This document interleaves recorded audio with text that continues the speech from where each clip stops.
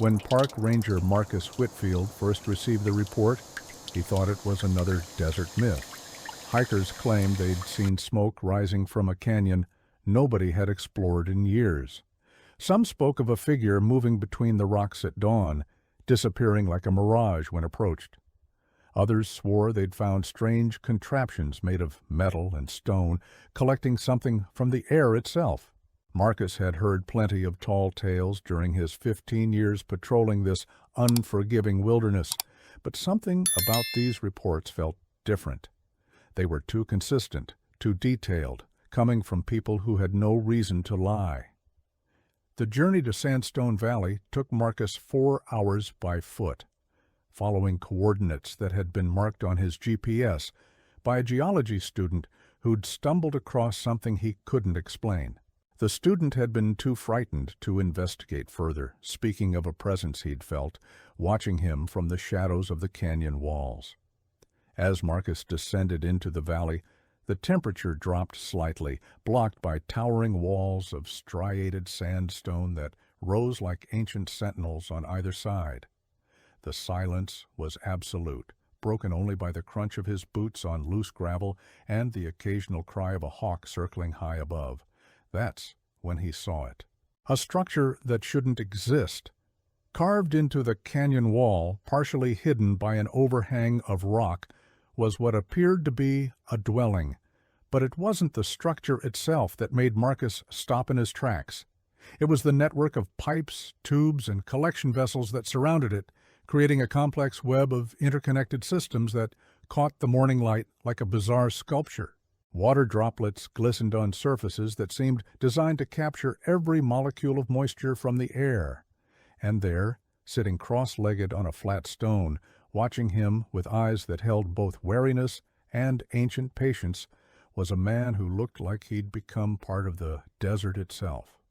His skin was weathered to the color of the canyon walls, his hair and beard long and bleached by the relentless sun. He wore clothes that had been patched and repatched so many times they seemed woven from the desert itself. But it was his eyes that held Marcus frozen. They were clear, sharp, and completely lucid. This was no confused wanderer who'd lost his way. This was someone who had chosen to be here, who had thrived in conditions that would have claimed 100 other lives.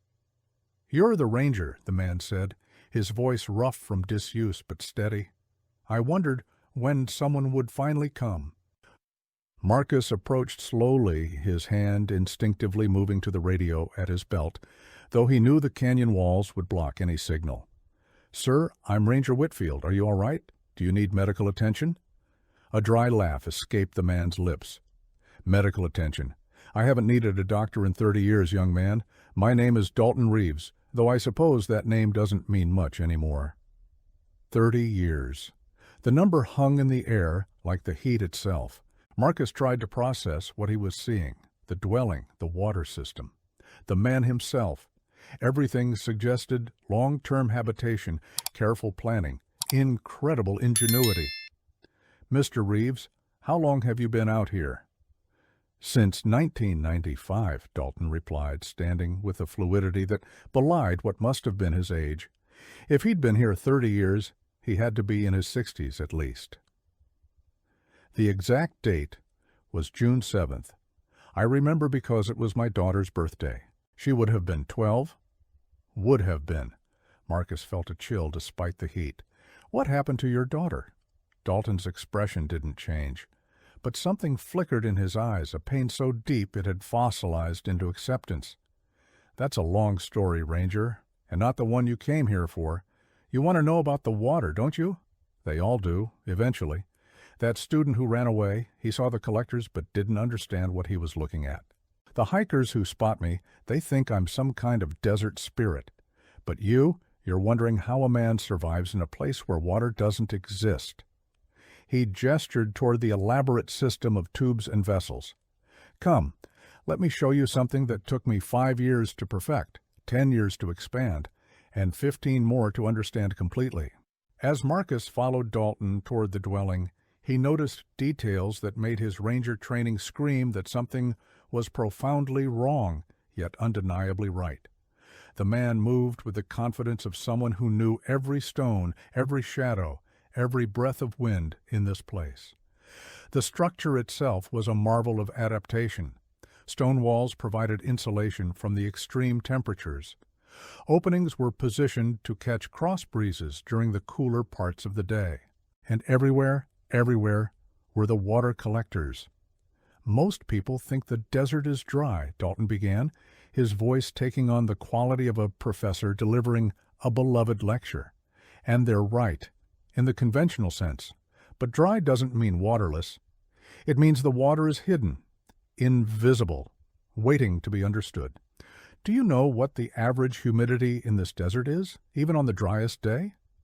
Marcus shook his head, transfixed. "Between 5 and 15%? That sounds like nothing, doesn't it? But that's 5 to 15 parts per hundred of water vapor in the air. In a cubic meter of air at 15% humidity and 100 degrees, there are approximately 12 grams of water. Now that's not much, a tablespoon maybe. But what if you could process hundreds of cubic meters, thousands? What if you could do it 24 hours a day, using nothing but the natural temperature differences between day and night?" He led Marcus to the first collection unit, a series of metal plates arranged in a specific configuration. "I started with condensation, basic physics. When warm air meets a cold surface, water vapor condenses into liquid. The challenge was creating something cold enough in a hot desert. I tried everything. I dug down into the ground where it stays cooler, but that only worked at night. I tried shade, but shade alone wasn't enough." Dalton ran his hand along a copper tube that led down into the ground. "Then I discovered something the ancient people of this land knew. Deep in the earth, about 20 feet down, the temperature stays constant at around 60 degrees, no matter what's happening on the surface. So I created a system. These metal plates, they're connected to tubes that run deep underground, cycling air through a natural cooling system. During the day, the hot air passes over these cooled surfaces and water condenses. At night, when the surface cools, the temperature difference reverses, but I can still collect water using a different method." He showed Marcus a series of shallow basins covered with clear material, what looked like salvaged plastic or glass. Radiative cooling. These surfaces cool down below the air temperature at night by radiating heat into space. The sky at night is effectively a heat sink at minus 60 degrees. Dew forms on these surfaces, even when the air seems completely dry. I can collect between 2 and 5 liters on a good night. Marcus stared at the system in awe. "But the materials, the metal, the tubes, where did you get all this?" A shadow passed over Dalton's face. "That's where the story gets complicated, Ranger. You see, I didn't come to the desert empty-handed. I came running from something, and I brought with me everything I could carry from a life I needed to leave behind." He turned away, walking toward the dwelling's entrance. "When I arrived here, I had a pickup truck full of salvage, tools, and supplies. I drove it as far into the canyon as I could before the engine gave out. Took me a month to strip everything useful from it and haul it to this spot. The radiator became part of my cooling system. The metal panels became collection surfaces. The wiring, the hoses, even the seats, everything found a purpose. The desert teaches you that nothing is waste. Everything has value if you can see it." Marcus followed him inside the dwelling, and his eyes widened. The interior was surprisingly spacious, carved deeper into the rock than he'd expected. Shelves lined the walls, holding containers of various sizes, all labeled with a careful hand. A sleeping area was tucked into a natural alcove. A work table held tools, some modern, some fashioned from stone and bone. And in the corner, protected from the elements, was a water storage system, large clay vessels that must have held hundreds of liters. "I collect between 15 and 20 liters a day on average," Dalton said, following Marcus's gaze. "More during the humid season, less during the driest months. It's enough to drink, enough to grow a small garden in a sheltered area behind the dwelling, and enough to maintain hygiene, I've never once run dry, not in 30 years. But why? The question burst from Marcus before he could stop it. Why stay here? Why not just come back to civilization? Dalton sank onto a stone bench, and for the first time, Marcus saw how truly tired he was. Not physically exhausted, but soul-weary, carrying a burden that had been with him for 3 decades. I told you it was June 7th, 1995, my daughter Melody's birthday. We were supposed to have a party. I was supposed to be there, but I wasn't. He stared at his hands, rough and scarred from years of desert living. I was a hydroelectric engineer, specialized in dam systems. There was a project, a big one, that could have made my career. The company I worked for was cutting corners, ignoring safety protocols. I knew about it. I documented it. I went to the authorities, and you know what happened? Nothing, absolutely nothing. The company had connections, money, influence. They buried my reports. Marcus felt his stomach tighten. He could sense where this story was going, and it wasn't anywhere good. 3 days before Melody's birthday, the dam failed. Not the one I'd been working on, but a smaller one in the same network. Catastrophic failure. The water surge hit a town downstream. 47 people lost their lives that day. Among them were families having picnics by the river, children playing in the water, people who had no idea that death was rushing toward them at 30 miles an hour. Dalton's voice remained steady, but Marcus could hear the tremor underneath. I wasn't responsible. I'd warned them about the whole system being compromised, but the company, they needed a scapegoat. They falsified records, made it look like I'd approved the specifications that failed. Suddenly, I was facing criminal charges, negligent loss of life. My face was on every news channel. My name became synonymous with the disaster. People threatened my family. Someone spray-painted "Child Destroyer" on our house. The phrase hung in the air, and Marcus understood the euphemism for what it meant. My wife, Catherine, she believed in the justice system. She wanted us to fight, to clear my name, but I'd seen how deep the corruption went. I knew I'd end up in prison for something I'd tried to prevent. I knew my family would be destroyed by the scandal, whether I was guilty or not. So on June 7th, while Catherine was setting up for Melody's party, I got in my truck.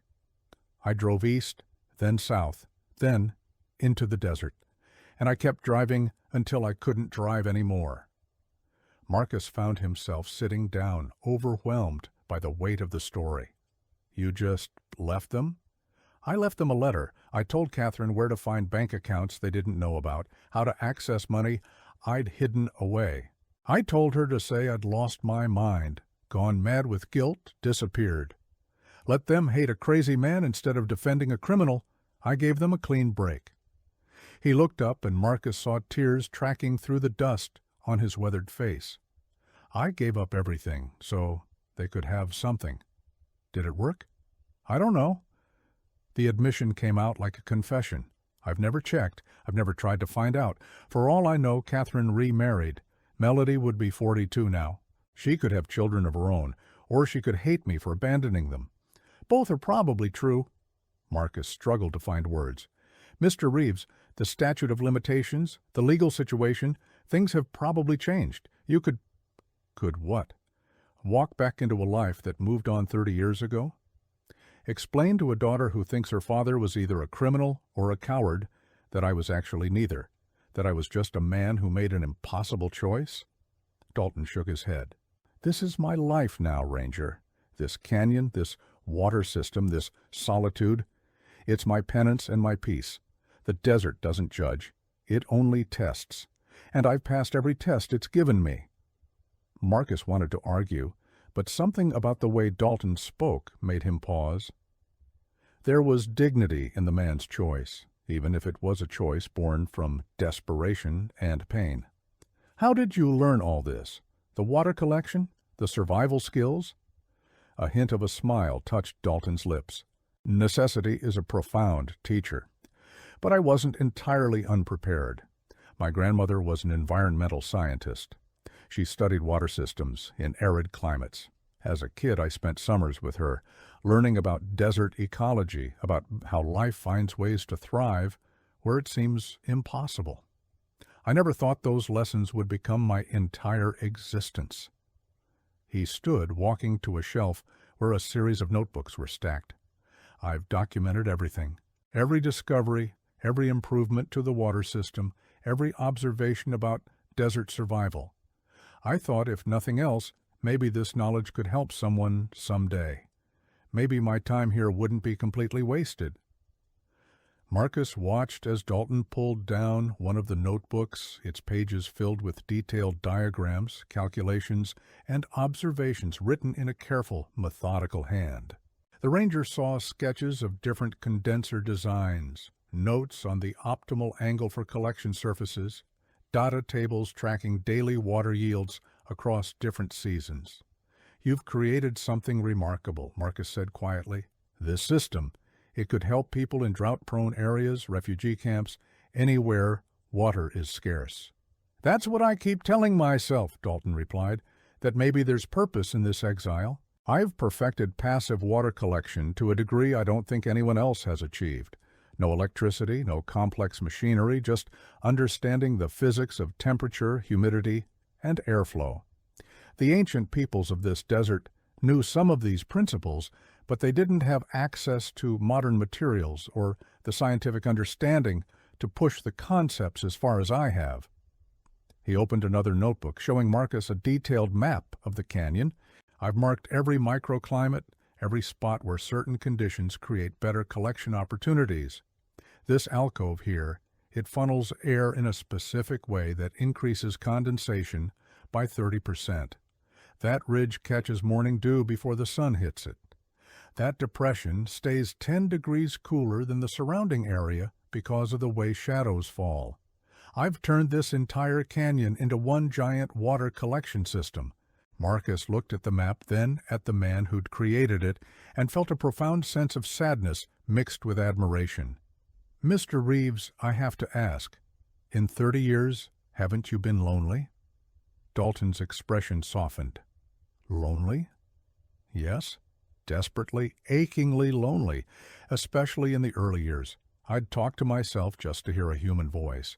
I'd dream about conversations with Catherine, with Melody, with my old colleagues. I'd wake up thinking I heard my daughter calling for me." He paused, looking out at the desert through the dwelling's entrance. "But loneliness and solitude aren't the same thing. Loneliness is wanting connection and not having it. Solitude is choosing to be alone and finding peace in that choice." It took me maybe 15 years to transition from one to the other. The desert helped. It's not empty, you see. It's full of life if you know how to look. I've watched lizards raise generations of offspring in the same crevice. I've seen storms build from nothing and reshape the landscape in minutes. I've tracked the movement of stars across seasons and learned to read the sky like a clock. I've become part of this place's rhythm." He gestured to the water system. "And this gave me purpose. Every improvement, every additional liter I could collect, it was proof that I could still solve problems, still create something valuable. My mind didn't atrophy out here, Ranger. If anything, it sharpened. When you have nothing but time and necessity, you discover capabilities you never knew you had." Marcus found himself captivated by the man's story, but the ranger in him knew he had responsibilities. "Mr. Reeves, I need to file a report. You're not in any immediate danger, and you're clearly competent and self-sufficient, but I can't just walk away and pretend I didn't find you. People might come looking. Officials, possibly even family, if they discover you're alive." Something shifted in Dalton's demeanor, a tension that hadn't been there before. "I know. Part of me has been waiting for this day for 3 decades. Another part of me hoped it would never come." He walked to the entrance of his dwelling, looking out at the canyon that had been his home for so long. "I'm 68 years old, Ranger. I've survived heat that should have claimed me, storms that should have buried me, accidents that should have ended me. I've lived a life that most people would consider impossible. But I'm tired. The admission seemed to cost him something. The water system runs itself now. I've refined it to the point where it requires minimal maintenance. My body is still strong, but I can feel age creeping in. My hands aren't as steady as they were. My joints ache in the morning. I've started thinking about what happens when I can't maintain this life anymore. Do I just fade away out here? Become another desert mystery? Marcus felt the weight of the moment.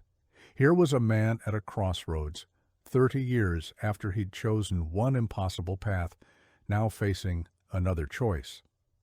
"What do you want, Mr. Reeves?" Dalton was quiet for a long time. "I want to know if my daughter remembers me. I want to know if Catherine found happiness. I want to know if the company that destroyed those lives ever faced justice. But more than that, I want to know if all of this, meant something. Did my sacrifice protect my family? Did my exile serve any purpose beyond self-preservation?" He turned to face Marcus. "And I want this system documented properly, not just in my notebooks, but by someone who can share it with the world. If I've learned anything valuable in 30 years, it shouldn't fade away with me. There are places on this planet where people are displaced due to lack of water, where children are dehydrated, where entire communities are collapsing because they can't access clean water. If my system could help even one of those places, then maybe these 30 years weren't just running away. Maybe they were running toward something." Marcus made a decision. "I'll make you a deal. Let me bring a few people out here, a hydrologist, maybe an engineer. Let them document your system properly, understand how it works. We'll keep your location quiet for now. Then, when we have everything recorded, we can decide together what comes next. Whether you want to re-enter the world or whether you want to stay here with the assurance that your knowledge will outlive you." Dalton considered this, and slowly, a look of relief crossed his weathered face. "You're a good man, Ranger. Better than most I knew in my old life. Yes, I'll agree to that.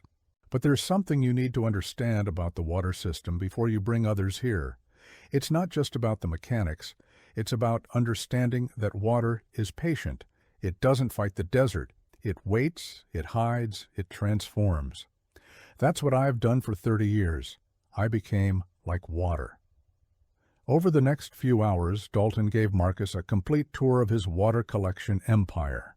The ranger learned about the seasonal variations that affected collection rates, the way morning temperature inversions could be exploited, the materials that worked best for different types of collection. He saw the small garden where Dalton grew hardy desert plants that provided additional nutrition. He learned about the food cache system, where preserved supplies were rotated and replenished through careful planning and occasional nighttime forays to distant supply points. "Wait," Marcus said, stopping mid-stride. "You've been leaving the canyon, going to towns?" A sheepish expression crossed Dalton's face. "Once or twice a year after dark, I walk to a small town about 40 miles from here. I have money, hidden before I came to the desert. I make small purchases, things I can't make or salvage, salt, certain tools, medical supplies. I've changed enough that nobody recognizes me as the man from 30-year-old news footage. I'm just another weathered old prospector to them. I leave before dawn." Marcus realized the depths of Dalton's planning, the careful balance he'd maintained between complete isolation and survival pragmatism. This wasn't a man who'd lost his mind in the desert. This was someone who'd kept his sanity through meticulous routine, purpose-driven activity, and an almost scientific approach to his own survival. As the sun began its descent toward the canyon rim, painting the sandstone walls in shades of amber and crimson, Dalton prepared a simple meal. Marcus was surprised to find it actually palatable, a mixture of preserved foods, desert plants, and spices that created something far better than expected. They ate in comfortable silence, two men from completely different worlds who'd found common ground in the most unlikely place. "Can I ask you something personal?" Marcus ventured as they finished eating. "After everything I've shared, I think you've earned it. Do you have regrets?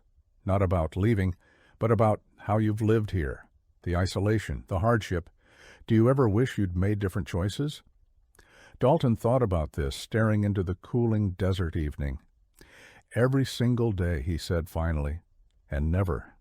I regret that I wasn't stronger, that I couldn't face what was coming and fight it properly. I regret that my daughter grew up without a father, that my wife had to bear the shame and confusion alone. I regret that 47 people lost their lives and I couldn't prevent it, even though I tried." He paused, gathering his thoughts. "But I don't regret learning what I've learned here. I don't regret discovering that a human being can adapt to almost anything if they have a strong enough reason. I don't regret becoming intimate with a landscape that most people see as hostile and empty. This desert isn't empty, Ranger. It's full of lessons about resilience, about patience, about finding abundance in scarcity. Those lessons have value." The night deepened, and Marcus found himself reluctant to leave. There was something profound about this place, about the story unfolding here. Finally, as stars began to pepper the darkening sky, he stood. "I need to head back before it gets completely dark. But I'll return within the week with the people I mentioned. Is that acceptable?" Dalton nodded. "I'll be here. I've been here for 30 years. A week more won't matter." As Marcus began the trek back to his vehicle, he turned one last time. Dalton stood framed by the canyon walls, his water collection system glinting in the last rays of sunlight, a modern hermit who'd turned exile into expertise. The ranger raised a hand in farewell and Dalton returned the gesture, then disappeared back into his dwelling. The journey back through the desert gave Marcus time to process everything he'd seen and heard. He'd come expecting to find a lost hiker or a confused wanderer. Instead, he'd discovered something far more complex, a man who'd built not just a water system, but an entire philosophy of survival and purpose from the ruins of a destroyed life. When Marcus returned to the ranger station, he sat down and began writing his report, carefully choosing his words. He documented the water system, the dwelling, the man's physical and mental condition. But he left out certain details, the name, the backstory, the reasons for exile.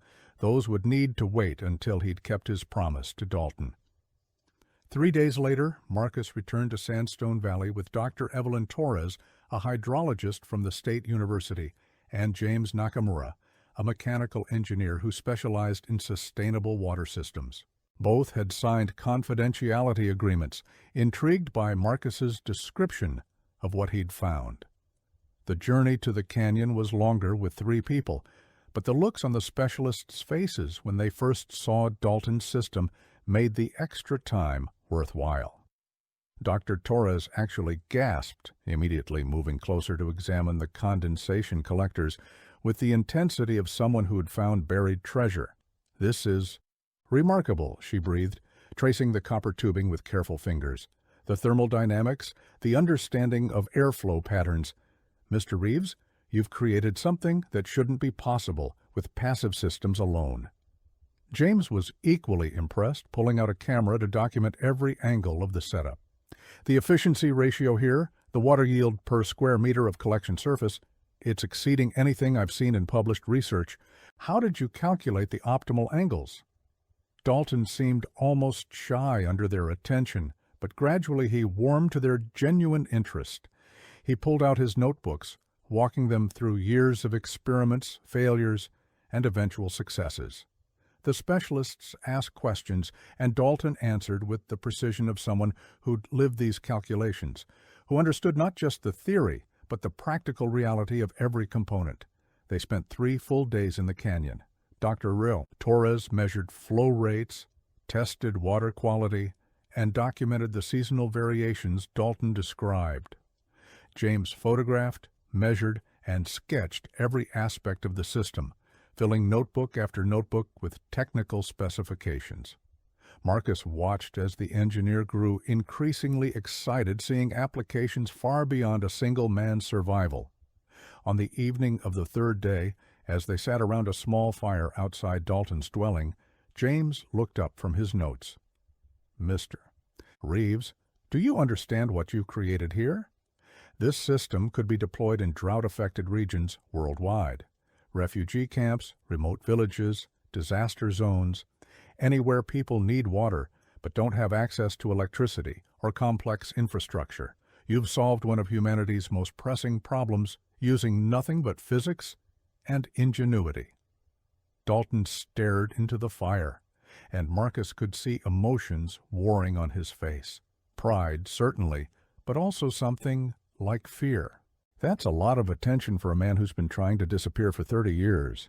Dr. Torres leaned forward. It doesn't have to be. We can publish the system's specifications without revealing your identity. The knowledge can go out into the world while you maintain your privacy, if that's what you want. Is it, Marcus asked quietly, what you want?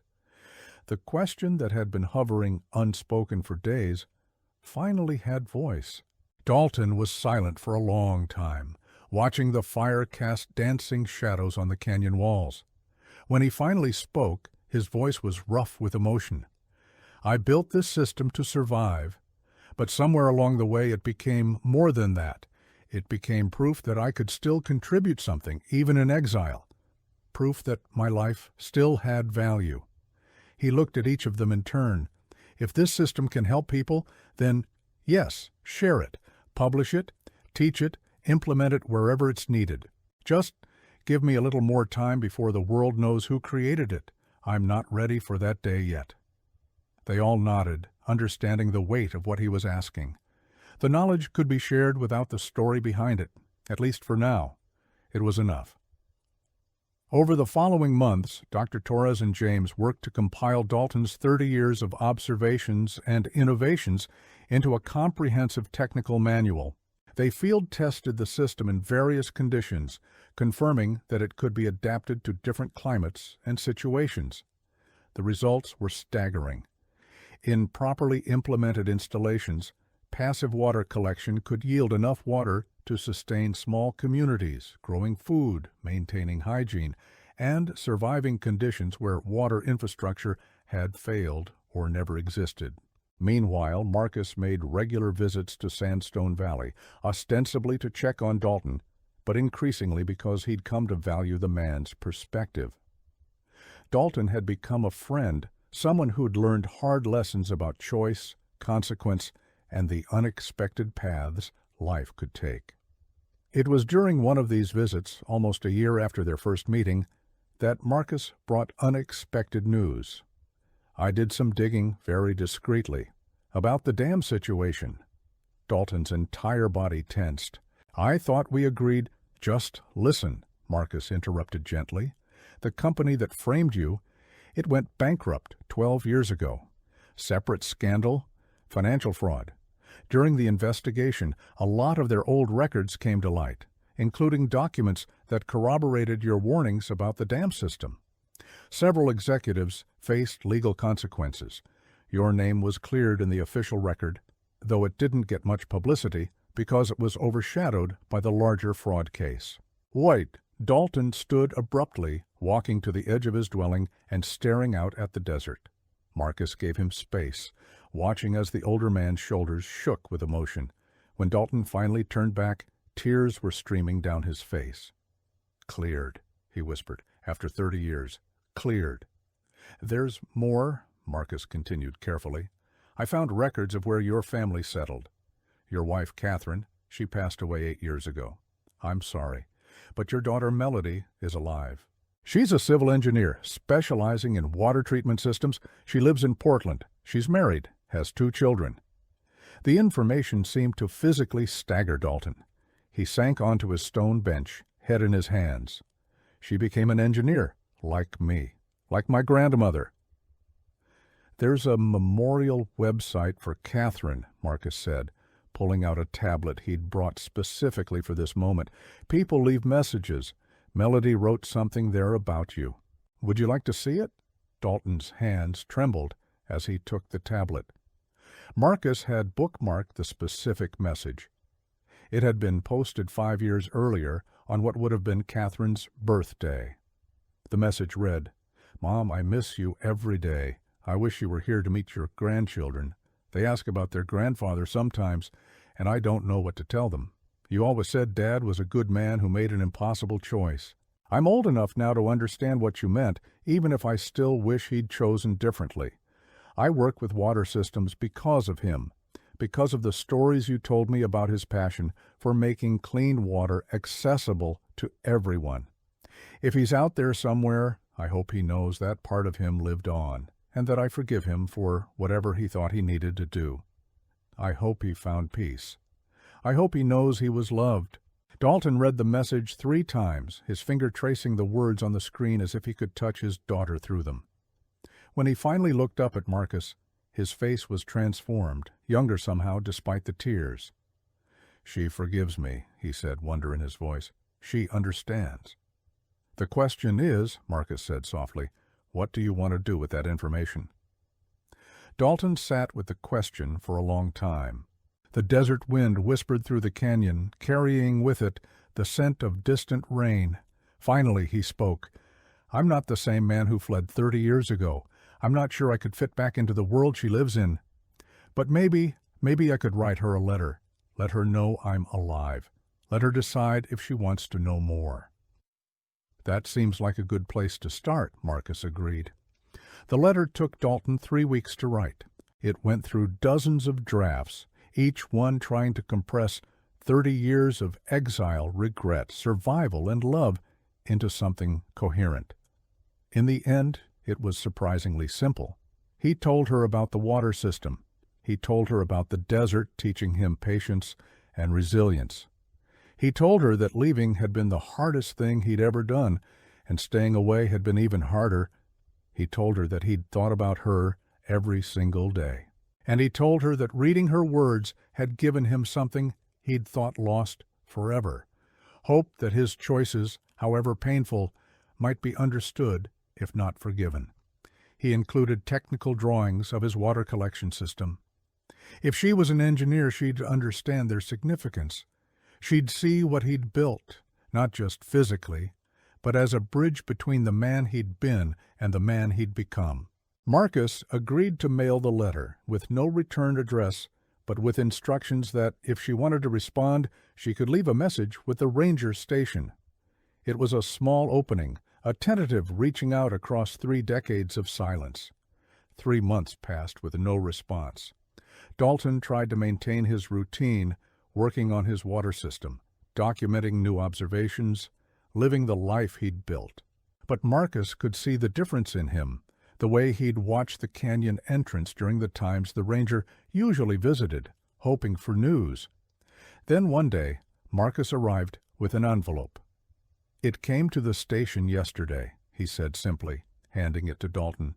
The older man's hands shook as he opened it. Inside was a letter, several photographs, and a small item wrapped in tissue paper. The letter was in feminine handwriting, careful and clear. "Dad, I've read your letter a dozen times. I've studied your water system drawings with colleagues who are amazed at what you've accomplished. I've cried, I've been angry, I've been confused, and underneath all of that, I've been glad to know you're alive. Mom never stopped loving you. She understood why you left, even if I was too young to comprehend it. She made sure I knew you were a good man trapped in an impossible situation. I grew up seeing the world through the lens of water scarcity, driven by her stories of your passion for solving these problems. In a strange way, your absence shaped my entire career, my entire life." She went on to describe her work, her family, the ways her children had inherited a love of science and problem-solving. She included photos of her wedding, her children, and one older photo that made Dalton's breath catch. A picture of him and a young Melody on a hiking trip, both of them laughing, his arm around her small shoulders. He'd forgotten that photo existed. "I'm not ready to see you yet," the letter continued. "I need time to process all of this, to reconcile the father I remember with the man who's been surviving in the desert for 30 years. But I want to understand your water system better. I want to see if we can implement it in the communities I work with. And maybe eventually I'd like my children to know their grandfather, not the man who left, but the man who survived. The man who turned isolation into innovation, the man who never stopped trying to make water accessible, even if only for himself. The tissue-wrapped item was a small stone, polished smooth. A note explained, "I found this on that hiking trip, the one from the photo. You told me that rivers shape stones by being patient and persistent. I've kept it all these years as a reminder. I think you've been shaped by the desert the same way. Maybe it's time to let someone see what you've become." Dalton held the stone in his palm, feeling its smooth surface, remembering a day in another canyon, another lifetime. He looked at Marcus, his eyes bright. "She wants to understand the water system. She wants to use it to help people." "That's not all she wants," Marcus pointed out gently. "She wants her children to know you." The idea was terrifying and thrilling in equal measure. Dalton had survived 30 years in the desert, but the thought of being a grandfather, of having a relationship with people who shared his blood but were complete strangers, was more daunting than any physical hardship he'd endured. Over the following year, a careful correspondence developed between Dalton and Melody. They wrote about water systems, about engineering challenges, about the philosophy of working with nature rather than against it. Slowly, carefully, they began to write about other things: memories of Catherine, questions about Melody's children, stories about the desert, about survival, about the unexpected paths that life could take. Dr. Torres and James, meanwhile, had begun implementing Dalton's water collection system in 3 pilot projects: a refugee camp in East Africa, a remote village in India, and a disaster recovery zone in Central America. The results exceeded all expectations. Communities that had been dependent on water deliveries became self-sufficient. Children who'd walked miles to fetch water could now attend school. Disease rates dropped dramatically with access to clean water for hygiene. The media began asking questions about where the technology had come from, who had developed it. Dr. Torres and James protected Dalton's identity fiercely, describing only that it had been developed through long-term research in desert conditions. But they both knew that eventually the full story would emerge. It was Melody who finally suggested it, in a letter that arrived 2 years after their first exchange. "Dad, your water system is changing lives, but people need to understand the story behind it, the dedication, the 30 years of refining and perfecting.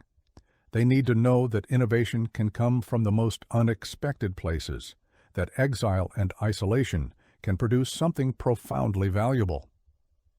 I think it's time to share your story, not for publicity, but because it's part of what makes the system meaningful."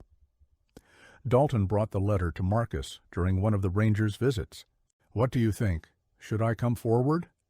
Marcus looked at his friend, seeing not just the desert hermit, but the man who'd transformed tragedy and exile into something that was literally saving lives.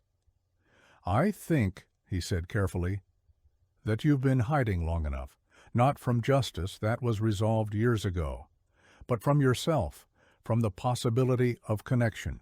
Melody's right. Your story matters. But more than that, you matter, not just as the creator of this system, but as a father, a grandfather, a human being who survived impossible circumstances and never stopped contributing." The decision wasn't made that day or even that month, but slowly Dalton began to accept the idea of re-entering the world, not as the disgraced engineer who'd fled 30 years before, but as someone new, someone shaped by the desert but no longer defined by exile. The plan they eventually developed was gradual. First, a small documentary would be made about the water system, featuring Dalton in his canyon home, explaining how it worked. His identity would be revealed, along with the full story of why he'd come to the desert. The documentary would premiere at a water technology conference where Melody was speaking. On the day of filming, Marcus watched as camera crews carefully made their way into Sandstone Valley, equipment in tow. Dalton had agreed to show them everything, to share not just the mechanics of his survival, but the philosophy behind it. As the cameras rolled, the hermit transformed into a teacher, passionate and articulate, about water collection, about working with nature, about the importance of passive systems that could function without complex infrastructure. But the most powerful moment came when the interviewer asked him why he'd stayed for 30 years instead of coming back once his name was cleared. Dalton looked directly into the camera, his weathered face showing every year of his exile. Because I needed to prove something to myself, that I could survive what I thought would destroy me, that I could create something valuable, even in isolation, that my life could still have meaning, even after I'd lost everything that had previously defined me. The desert taught me that scarcity creates innovation, that limitations force creativity, and that sometimes the most profound solutions come from the most desperate circumstances. I stayed because I wasn't finished learning. I stayed because the work mattered more than my comfort, and I stayed because I wasn't sure I deserved to come back. He paused, looking off camera to where Melody stood, having flown in specifically for the filming. But my daughter taught me something even more important. She taught me that people are more than their worst moments, that understanding and forgiveness are possible even after decades of separation, and that sometimes coming home isn't about returning to a place, but about finally believing you're worthy of connection again. The documentary, when it aired 6 months later, became an unexpected phenomenon. It won awards. It inspired engineering students. It led to funding for water collection systems in dozens of communities worldwide. But more importantly, it sparked conversations about mental health, about impossible choices, about the ways people survive trauma and exile. Dalton didn't leave the desert immediately. The canyon had been his home for 30 years, and that couldn't be abandoned overnight.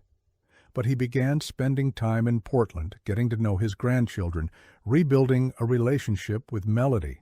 He consulted on water system implementations, always insisting that communities understand the principles behind the technology, not just the mechanics. Marcus continued to visit the canyon regularly, now often accompanied by students, engineers, and researchers who wanted to learn from the master.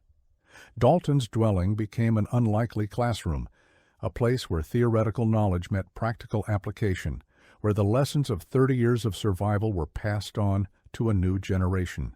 3 years after Marcus first stumbled across the water system, he hiked into Sandstone Valley to find Dalton supervising a small team of interns who were building an expanded demonstration system. The older man looked different, more comfortable in his skin, less haunted by the past. He still spent most of his time in the desert, but now by choice rather than necessity. "Ranger," Dalton called out, waving him over. "Come see what these brilliant young people have done with the radiative cooling system. They've improved my design by 15%.